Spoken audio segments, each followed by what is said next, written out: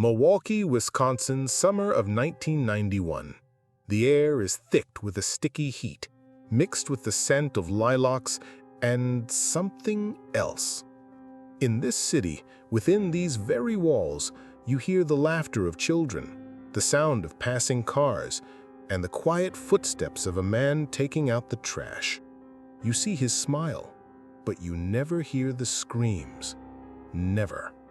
This is a story about how evil can live not somewhere far away in dark alleys, but right next door.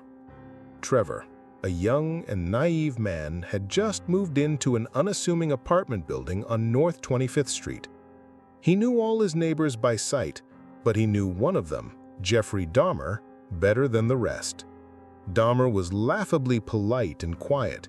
His voice seemed almost inaudible, and behind the thick lenses of his aviator glasses, it was impossible to see his gaze. However, what bothered Trevor most was not his appearance, but the constant, sickly sweet smell emanating from Dahmer's apartment. It was the smell of spoiled meat and something acrid and chemical. One day, as Trevor was returning home, he ran into Jeffrey on the landing. Dahmer, as always, offered his strange, shy smile and held out a paper plate. "You look tired. I made some pork sandwiches. Want one?" he offered, and the sandwich was still steaming. Trevor, not wanting to be rude, took the plate. The filling looked quite ordinary, but it carried that same sickly sweet smell.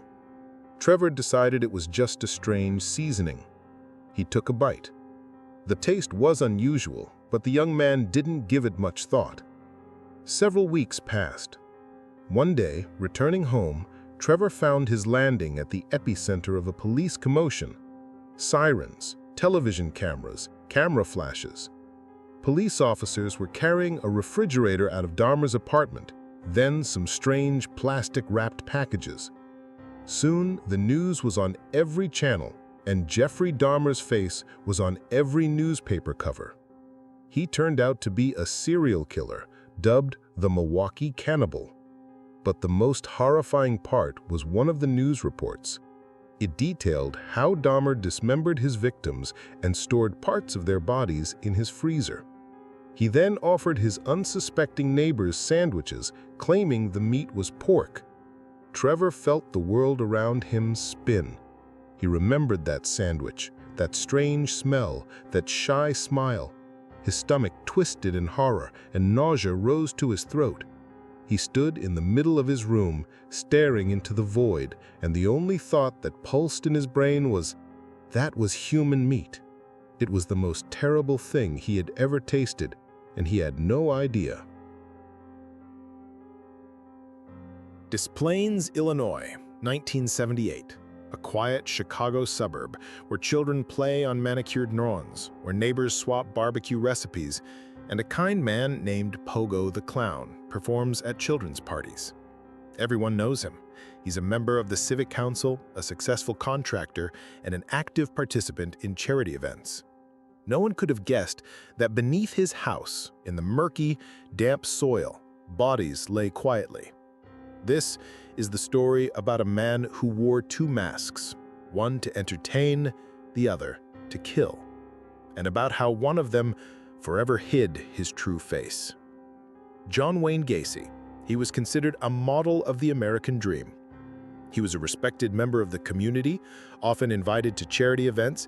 He even hosted parties for children in his neighborhood, where he himself performed as a clown. But while Gacy was building his reputation, young men began to disappear without a trace in Chicago and its suburbs. Their families desperately searched for answers, but the police couldn't find a single lead, and the threads of the investigation led nowhere. No one connected these disappearances to the friendly and sociable neighbor. No one noticed the strange, acrid smell that constantly lingered in his house, especially in the basement, which Gacy explained away as plumbing problems or dampness. One day, when 15-year-old Robert Peast went missing, a police lead pointed them directly to Gacy. He was the last person to have seen the teenager. When detectives obtained a search warrant, they began to dig. At first, they were looking for evidence, But they found something far more horrifying. The smell that had always been in the air was now unbearable. The police dug up the ground under the house foot by foot, and with every shovel of dirt, they found remains. First one, then a second, then a third. It was a chilling, slow count that was conducted in a deafening silence. Skeletons, wrapped in plastic, lay one after another, tightly packed in a makeshift mass grave. Later, when the search was over, it was revealed that the remains of 29 victims had been exhumed from under the house. 4 more bodies were found in nearby rivers. The entire country was shocked. John Wayne Gacy, the clown, the children's favorite, turned out to be a monster. His story forever changed the perception of danger. It showed that evil has no distinguishing features. It can be well-groomed, polite, and smiling.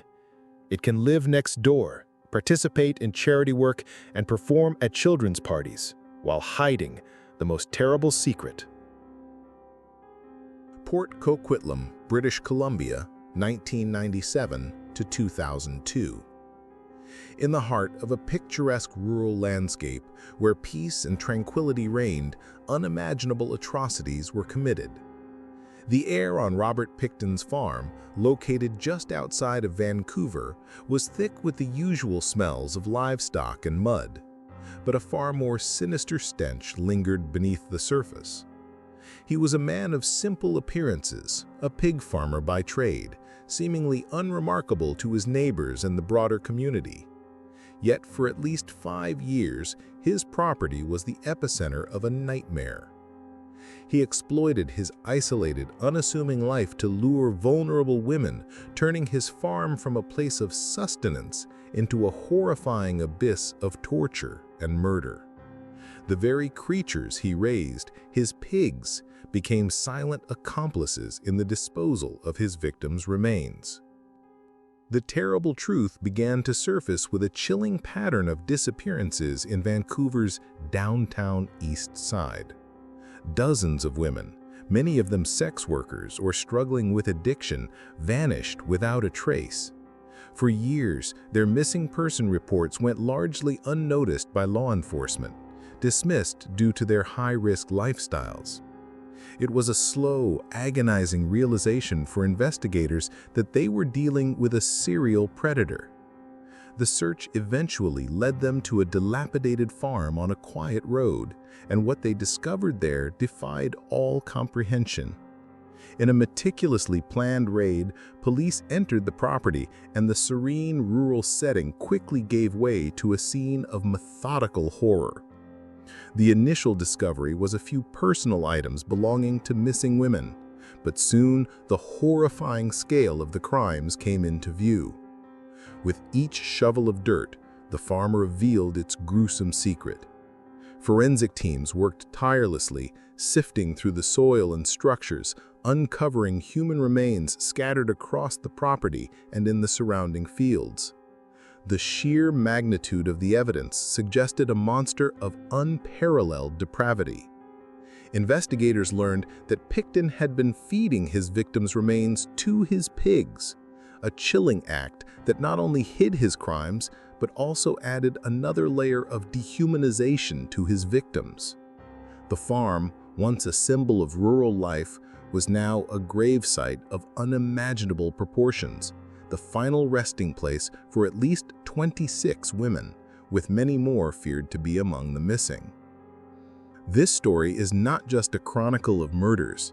It is a chilling demonstration that evil can be hidden behind the most ordinary things, and that the most gruesome secrets can be buried right under our noses.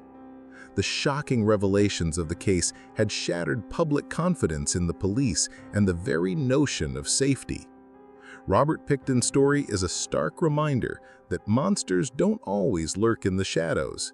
They can be the very people we see every day, living lives that appear entirely ordinary. It is a grim and enduring lesson in human evil, a reminder that the most gruesome secrets can be buried right under our noses. Willard, New York, 1995. In this year, As the doors of the Willard Insane Asylum finally closed, the world was ready to forget its existence. For nearly 130 years, it had served as a home for thousands of patients, but its true history was not documented in official records. Instead, it lay buried in oblivion until its final chapter was revealed. In a forgotten wing, within rooms no one dared disturb, stood rows upon rows of old suitcases. It was as if time had paused, leaving behind tens of thousands of untold stories. When asylum staff working on a preservation project finally opened these suitcases, they were met with a shocking sight. These weren't just random objects. Inside they found clothing, toys, photographs, and letters. Each item was a silent testament to a former life, a world left behind by patients when they were committed here. From an elegant evening dress to a simple shaving kit, these possessions told the stories of people who once loved, laughed, worked, and dreamed. Suddenly, they were no longer just patients. They were individuals with lives and memories. The history of the Willard Asylum is a terrible reminder that people can be forgotten, even while they are still alive. These suitcases are more than just artifacts. They're a memorial to forgotten souls. They remind us of how easily one's identity can be lost, and how important it is to remember and respect every individual regardless of their circumstances.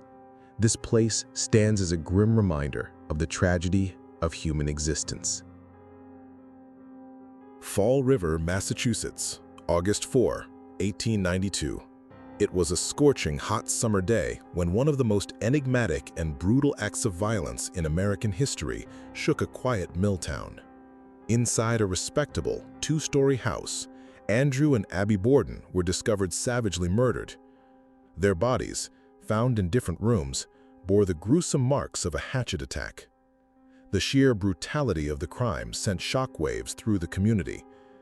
The killer had used an axe, and the only suspect was their youngest daughter, Lizzie. While the evidence against her was entirely circumstantial, consisting of her unusual behavior and apparent lack of alibi, public opinion had already passed its verdict. The story, soon immortalized in the grim nursery rhyme, "Lizzie Borden took an axe and gave her mother 40 whacks," became the epitome of domestic horror, showing how monstrous evil could hide in the most ordinary of places. Although Lizzie was sensationally acquitted after a widely publicized trial that captivated the nation, the questions surrounding the murders remained. The house itself became a silent witness to the tragedy, a place where a loving family had been brutally destroyed. Its walls held their secrets, and according to legend, that silence was deceptive. For generations, locals avoided the property, whispering about strange shadows that appeared in the windows at night, and the cold touches that could be felt in the air, as if a spectral presence still lingered. The house, with its imposing facade and dark history, stood as a monument to a crime that was never truly solved.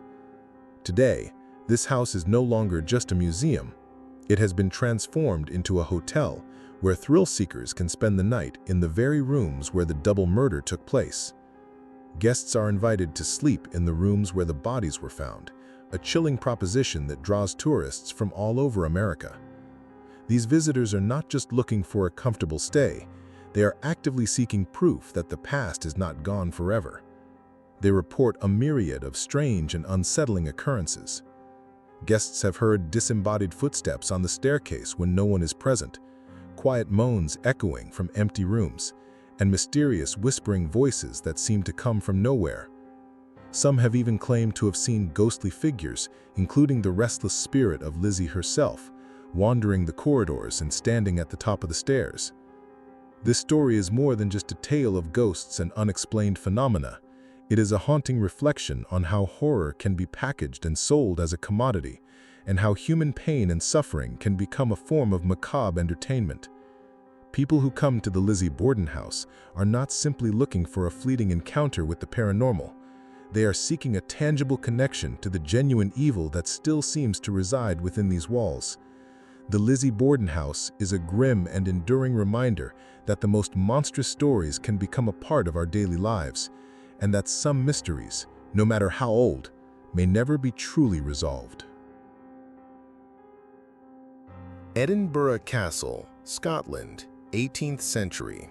The castle stands on the summit of an extinct volcano, its gray walls for centuries holding secrets and mysteries that lie in the cold, damp darkness. The air carries the scent of ancient stone, mold, and endless legends. But one of them, the most haunting and poignant, is a story that began with music and ended with silence.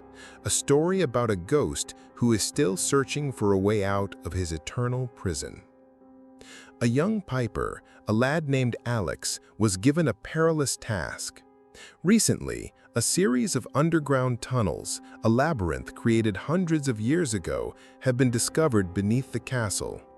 To map them, they needed someone who could navigate them while staying in contact with the outside world.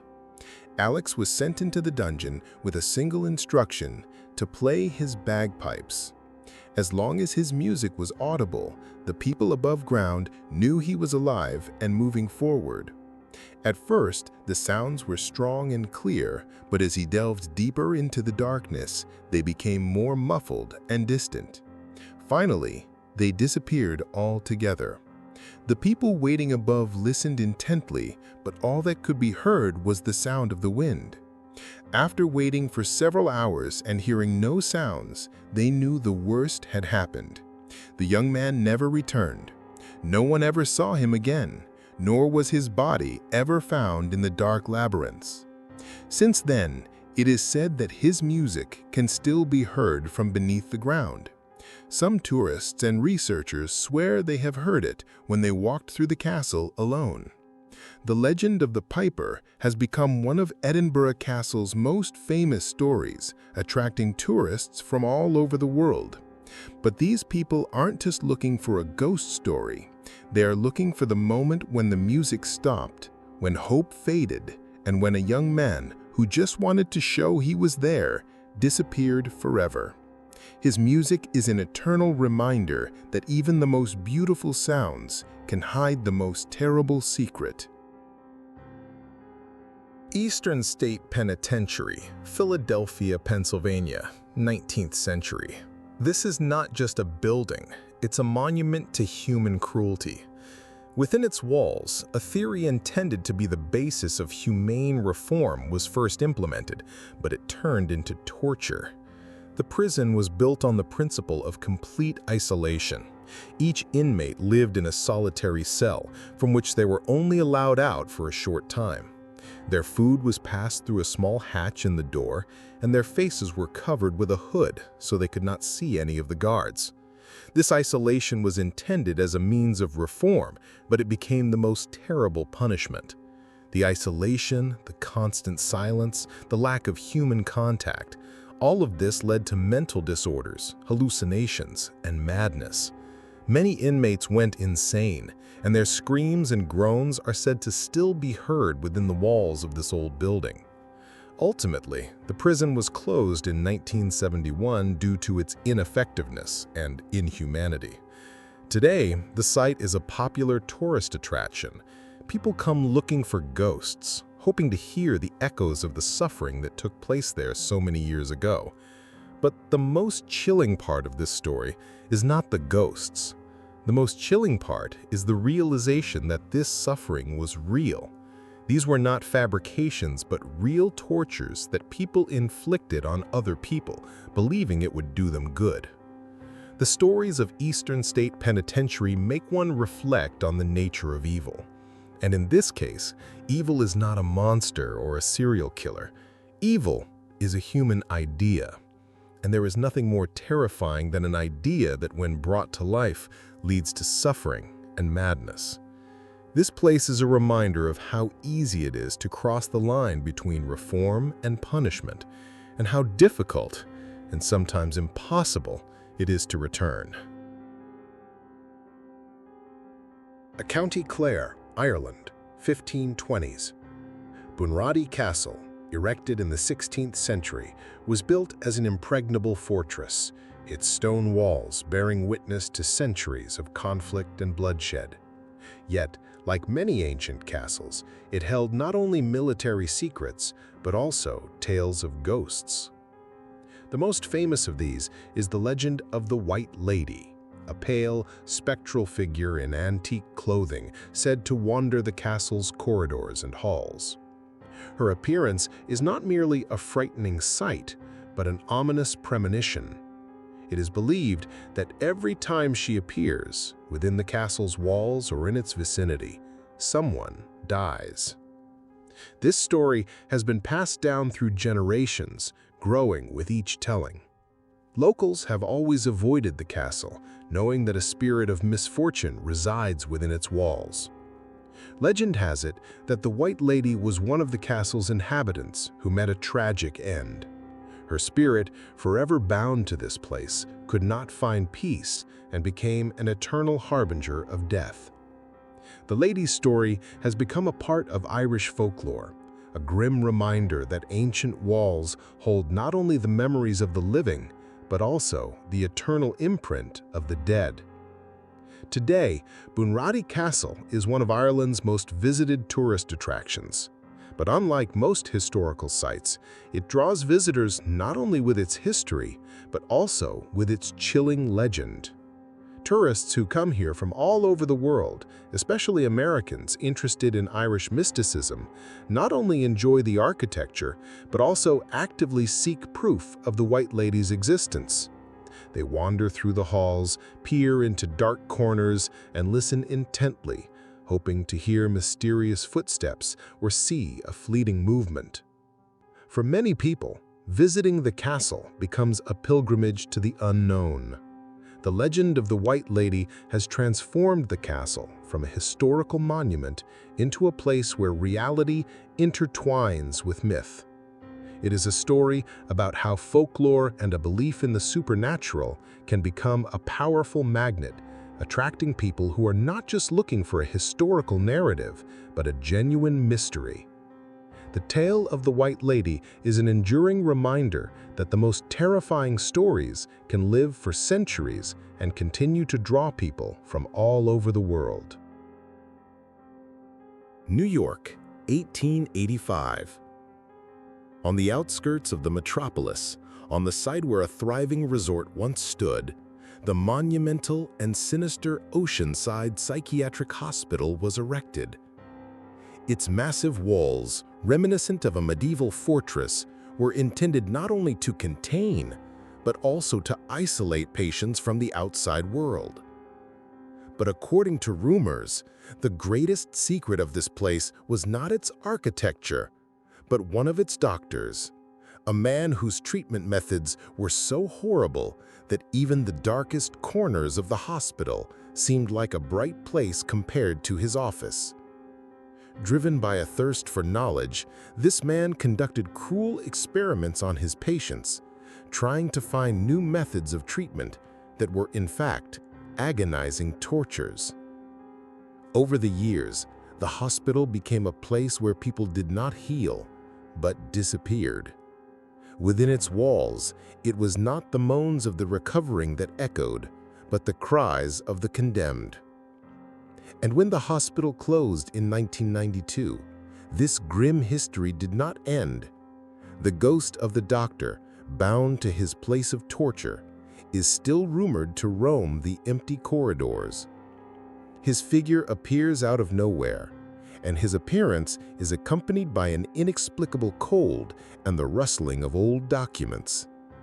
He continues his grim rounds, as if still looking for new patients for his horrific experiments. Today, Oceanside Hospital is a magnet for American paranormal investigators. They come here with specialized equipment, hoping to capture evidence of the doctor's ghost. They wander through the abandoned wards, peer into empty windows, and listen intently, hoping to hear the very screams and moans that are said to still echo within the hospital's walls. Visitors report hearing strange sounds, seeing shadows that flash past them, and feeling a chilling touch. This story is not just a legend, but a grim reminder that even the most monstrous deeds can live on forever. This place serves as proof that how human cruelty can leave its mark, one that will not be erased by years, wind, or oblivion. It shows that evil can exist not only in crimes, but also within the walls where it was committed. Louisville, Kentucky, 1910. In this year, when tuberculosis was known as the White Plague, a sanatorium was built in this very place, intended to be the last hope for thousands of the sick. But instead of a cure, it became a site of mass death, where around 63,000 people perished over half a century. This number is not just a statistic. It represents a monumental scale of human tragedy. The sanatorium, built with the best of intentions, transformed into a grim crypt, its walls witnessing unimaginable suffering, loneliness, and death. Its history is not merely a medical fact, but a narrative of how horror can deeply penetrate a place and remain there forever. The most chilling element of the sanatorium was the so-called death tunnel, a 500-foot underground tunnel built to discreetly remove the bodies of the deceased.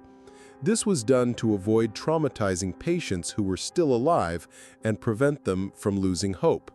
But the very existence of this tunnel speaks to the fact that death was such a common and frequent part of life at the sanatorium that it had to be hidden. This measure became a sinister symbol. After the sanatorium closed in 1961, it became a legend, and its walls began to attract thrill seekers. Many visitors report seeing ghosts, mostly nurses who cared for the sick, and patients who, apparently, could not find peace after death. Strange sounds are heard, moans from empty wards, footsteps in the corridors, and even children's laughter. The Waverly Hills Sanatorium has become one of the most popular places in the U.S. for paranormal investigations, which has made it a part of American folklore. The history of the sanatorium is not just a scary tale, but a bitter reminder of how human suffering can forever linger within the walls where it took place. This house has become an eternal monument to those who lost their battle with the disease, and their spirits are rumored to continue their eternal rounds, reminding everyone that death is not the end, but merely the beginning of a new, ghostly life. San Francisco, California, 1934. In this year, on a rocky island in the middle of San Francisco Bay, the gates of the most infamous and strict penal institution in U.S. history swung open. The most dangerous criminals were sent here, those for whom there was no place in other prisons. But behind its steel doors, as it turned out, not only criminals lurked. In its 29 years of existence, Alcatraz became a place where suffering and despair left an eternal imprint on every stone. And today, decades after its closure, this place continues to live on in legends that attract crowds of people from all over the world. The most famous of these legends is the story of the ghost of a guard who, according to lore, was strangled by an inmate. His death was not just a tragic event, it became part of the prison's eerie atmosphere. Visitors who wander through its cold corridors often report a strange feeling. They suddenly feel a bone-chilling cold and hear inexplicable sounds, muffled screams, footsteps on empty stairs, and whispers that seem to come from nowhere. This story is not just folklore. It is an integral part of American culture, a symbol of a place where human souls, both of the inmates and their jailers, were forever locked away. Alcatraz is not just a museum. It is a place of pilgrimage for lovers of mysticism and those who want to touch a history of horror. Tourists from all over the world, inspired by this story, come here to spend a night in the cells that once held the most dangerous criminals.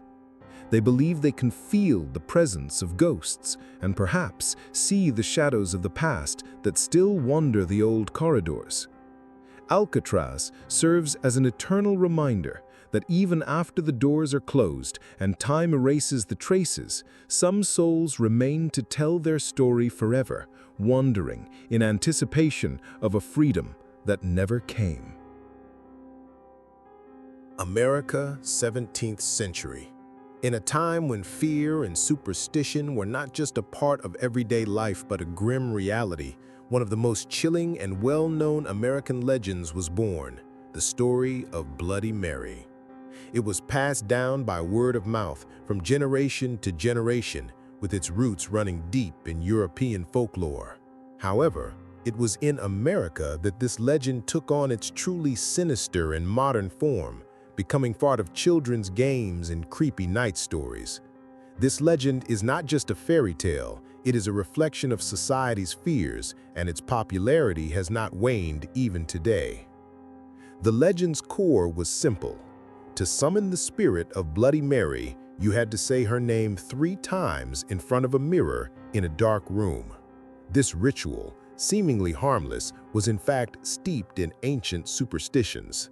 In folklore, a mirror has always been considered a portal to another world, and darkness the perfect place for evil forces to appear. Saying a name 3 times is an ancient magical rite. The legend states that after the ritual is performed, her spirit appears in the mirror, the ghost of a disfigured and vengeful woman who was killed in the very room where the ritual took place. She can scream, scratch, or even kill the person who summoned her. This story gained widespread popularity in American culture thanks to its use in horror films and TV series, which made it a part of pop culture. But for many Americans, it is not just a fairy tale, it is a reality. They believe in its existence and its power, and this ritual is still performed as a test of courage at parties or on Halloween. The popularity of the Bloody Mary legend proves that the simplest things can be the scariest. A mirror, which is in every home, becomes a portal to another world, and this makes the story very personal and relatable for everyone. It serves as a reminder that evil can lurk in the most familiar objects, and that not all mysteries can be solved. This story is not just folklore, but an eternal reminder that some legends become so real that it is impossible to distinguish them from reality itself. Galveston, Texas, 19th century. A coastal city known for its warm climate, but harboring a story that sends chills down the spine. At first glance, it's an ordinary house, one of the old architectural gems that has survived for a century. However, according to rumors, its walls have become a prison for a soul that cannot find peace. This is the Cage House, and its history is a story of how horror can deeply penetrate the very heart of an ordinary building and make it a living symbol of fear. According to the legend, a terrible murder took place in this house, claiming the life of a family member. The reason for the crime and the identity of the ghost remain a mystery, which only enhances the eerie atmosphere. Many believe that the house has become a trap for a soul that cannot break free, and its restless spirit still wanders the corridors. This is not just a tale, but a living testimony passed down by word of mouth and is part of the local folklore. Today, the Cage House is not just a historical monument, but a place of pilgrimage for lovers of the paranormal. Visitors speak of bone-chilling sensations, sudden drops in temperature in the rooms, unexplained footsteps on empty stairs, and the creaking of doors that no one opened. All of this is evidence that, according to many, confirms the existence of the ghost. Some even claim to have heard voices and whispers coming from nowhere. These phenomena have become so frequent that the house has become a site for numerous paranormal investigations, which brought it widespread fame. The Cage House is not just a haunted house. It is a grim reminder that some tragedies never end, and that the ghosts of the past can live among us. This story has become part of American culture, a symbol of how chilling legends can attract attention and fascinate, reminding us that even the most familiar things can hide the most terrible secrets. Pennsylvania, 18th century. Hidden deep within the dense forests of Pennsylvania, a village lies concealed from prying eyes, its name sending shivers down the spines of locals. It's a place that earned the grim nickname Witch's Village. This is not just a name, but a mark of horror left upon the land by a history that still haunts it today. Here, far from civilization, a tragedy unfolded that became part of American folklore and attracts those who seek proof of evil's existence. According to legend, this village was a site of gruesome rituals that ended with the murder of an innocent girl. Her spirit, it is said, found no peace and was left to wander these lands, becoming a symbol of injustice and eternal suffering. But she is not alone. Locals and tourists who dare to visit this place report strange sounds, muffled screams and moans that, according to rumors, are the spirits of other victims, those who were accused of witchcraft and whose lives were cut short here.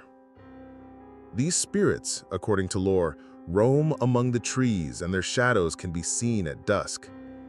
People who visit this place often feel a sudden coldness, even on the warmest days, an eerie sensation that many believe is a direct encounter with the souls trapped here for eternity.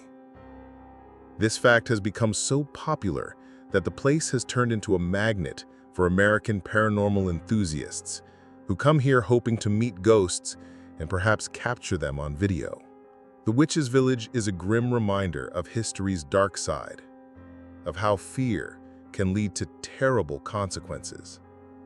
This place is not only a home for ghosts, but also a symbol that some stories never end.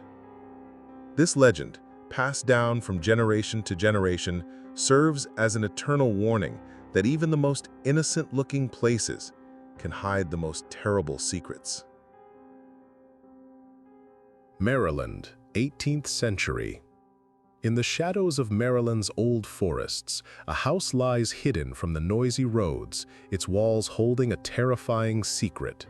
This is Laura Cavendish's house, and its story is not just a tale of ghosts, but a living testimony to a tragedy that has not found peace for over 2 centuries. According to legend, this house became the site of a murder that was never solved, and its grim history attracts those who seek proof of evil's existence. Laura Cavendish was a young woman whose life was cut short too soon and too cruelly. According to tradition, she was murdered in her own home, and ever since, her ghost has been wandering the rooms, seeking revenge and trying to find the peace she was denied. Her spirit, it is said, is one that seeks justice. But she is not just a ghost. She is a restless soul who cannot come to terms with her fate, and her presence has become so strong that it is felt not only by paranormal enthusiasts, but also by casual visitors. This story has become part of American folklore and has turned the house into a place of pilgrimage for thrill seekers. Visitors report sudden drops in temperature in the rooms, unexplained rustling and whispers, and a strange feeling of being watched. Some claim to have seen the shadow of a woman who disappears as quickly as she appears.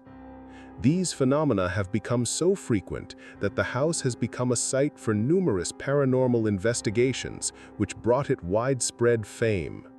The Laura Cavendish house is not just a haunted place, it is a grim reminder that some tragedies never end. This story serves as an eternal warning that some legends become so real that it is impossible to distinguish them from reality itself. It reminds us that evil can lurk in the most familiar objects and that not all mysteries can be solved. Salem, Massachusetts, 1692. In the foggy forests of New England, where the whisper of the wind carries not only cold but also echoes of the past, stands a village whose name has become synonymous with terror and hysteria. This is Salem, a place where history has collided with folklore and real tragedies have given rise to legends that live on to this day. Almost 400 years ago, one of the darkest events in American history began here, the witch hunt. Based on fear, paranoia, and religious fanaticism, this hunt led to the death of over 20 innocent people who were executed for crimes they did not commit. Their souls, as locals and researchers claim, did not find peace and remained to wander the very places where they met their deaths. These ghosts are not just shadows. They are an eternal reminder of how easily a life can be destroyed when faith and fear overcome reason. Today, Salem is not just a historical site, but a real magnet for tourists and lovers of the paranormal. Visitors report chilling sensations and unexplained phenomena. Sudden drops in temperature in the houses where the trials were held, muffled screams coming from nowhere, and shadows that flicker at dusk. These phenomena have become so frequent that the judge's house and the execution sites have become centers for paranormal investigations, which try to capture the souls that cannot find peace. This story is a grim reminder that some wounds never heal and some crimes are never forgotten. It serves as an eternal warning of how easily one can succumb to mass hysteria and how terrible the consequences can be. The legend of the Salem ghosts is part of American folklore that reminds us that the past can not only be on the pages of textbooks, but also right in front of us, in the form of invisible but palpable souls. South Carolina, 19th century. In the dusty archives of American legends, there are stories that not only terrify, but also make you ponder the mysteries hidden in even the most ordinary-looking places. One such story is the legend of the White Oak House, which stands abandoned and lonely in the depths of South Carolina. This house, with its time-darkened walls and grim windows, has become the site of one of the most chilling ghost stories in the USA. According to local lore, this mansion was the site of a young girl's tragic death. The circumstances of her demise are still shrouded in mystery, and rumors persist that her spirit has not found peace and remains to wander the rooms where her life was cut short. This ghost is not just a shadow. It is, according to belief, a spirit that seeks justice and attempts to find the tranquility it was denied. Its presence has become so palpable that it affects everyone who dares to approach this place. Locals and thrill-seeking tourists recount spine-chilling phenomena. They hear strange sounds, muffled footsteps on a staircase that has long since rotted, faint weeping coming from empty rooms, and whispers that, according to rumors, are the voice of the victim. Some claim to have seen ghostly figures flickering in the windows, only to disappear as quickly as they appeared. These occurrences have become so frequent that the White Oak House has turned into a veritable magnet for American paranormal enthusiasts. This story is not just a grim tale, but a dark reminder that some tragedies never end. It serves as an eternal warning that some legends become so real that it is impossible to distinguish them from reality itself. The story of the White Oak House ghost has become a part of American folklore that reminds us that the past can not only be on the pages of textbooks, but also right in front of us, in the form of invisible but palpable souls.